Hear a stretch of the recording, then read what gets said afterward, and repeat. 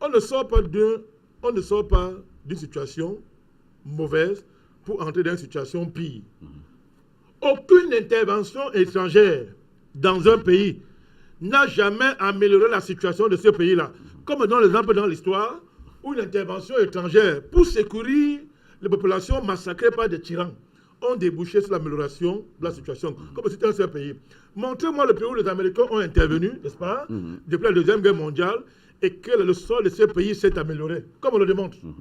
Donc, si nous disons que les présidents qui nous dirigent sont mauvais, si le Cameroun est mal gouverné, prendre pour alternative l'intervention de la criminocratie américaine, c'est irresponsable. Moi, je n'entre pas dans ce jeu. Ouais. Je voudrais terminer maintenant en répondant à mon vénérable secrétaire général du MNC. Oui, assez rapidement. D'abord, je voudrais, à la suite de monsieur Jonathan, dire que lorsque M. Calef Puigdemont, oui, a été... On a lancé le mandat d'arrêt contre lui par le Premier ministre espagnol.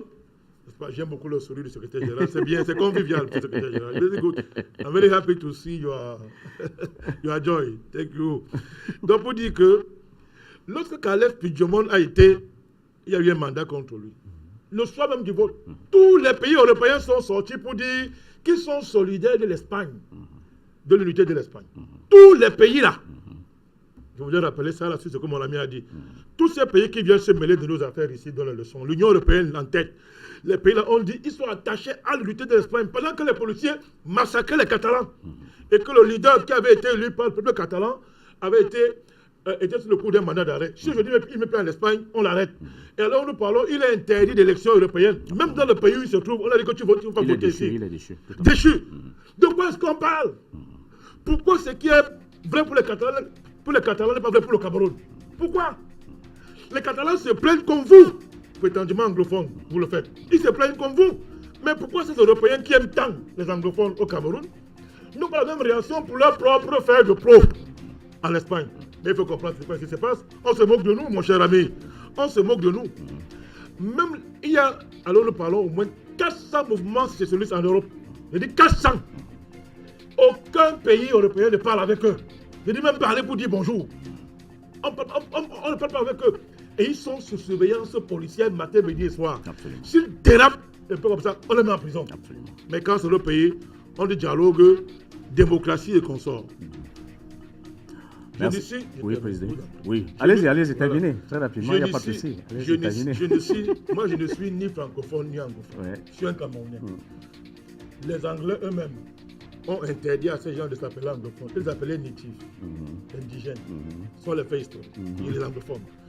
Et le colon anglais a dit, quand ils sont allés les voir, quand ils sont allés voir l'Angleterre pour poser le problème de cette région-là à l'heure actuelle, la reine d'Angleterre et la Cour suprême anglaise ont donné le verdict que le dossier-là est clos et que nous le connaissons, l'intangibilité des frontières du Cameroun et l'unité du Cameroun. Le verdict là vient de tomber. C'est leur ancien colonisateur. C'est leur ancien colonisateur. Donc, je terminerai en disant ceci. Colonisateur, puissance tutélaire. Oui, c'était la colonisation. Peu importe le vernis. Puissance tutélaire, c'est très important. Puissance tutélaire sur la forme, mais c'était une colonie. C'était une colonie. Je voudrais, il faut qu'on appelle les faits. Vous avez dit que vous terminez. Oui, c'est-à-dire qu'on nous dit que c'était les États souverains. Il n'y a jamais eu d'État souverain là-bas. Jamais. Il n'y a jamais eu aucun État souverain dans ces régions-là. Avant, ça n'a jamais existé. Et on a qu'à aller lire la question qui a été posée à ces populations. Allez lire la question. Ça a été formulé en 1950. Allez lire. Voilà. Donc, si on dit qu'on dit la vérité, qu'on dise la vérité. Oui. Les deux, la conférence de football premier en 1961, et ils n'ont obligé aucun anglophone à y aller. Ils sont allés parce que c'était les complices. Je vous ai dit que l'État là a été construit par les élites anglophones et francophones. De toutes les façons, Jonathan Batengen l'a brillamment démontré. Voilà. Et en 72, voilà, oui. Et ils n'ont obligé aucun anglophone à aller s'asseoir à Fumbat. Ils étaient ensemble, ils se sont entendus. On va tuer les IPCistes. Entendons-nous pour tuer les IPCistes et les marginalisés. Yes, oui. Et ils sont allés à Fumbat. Aujourd'hui, ils se plaignent. Merci. Donc, je Merci. termine. Merci, Président. Terminé, parce que le temps qui nous est imparti est arrivé à son terme. Oui, allez-y très rapidement. Les élites de ces régions-là ne veulent pas que la crise est finie. Vous savez pourquoi?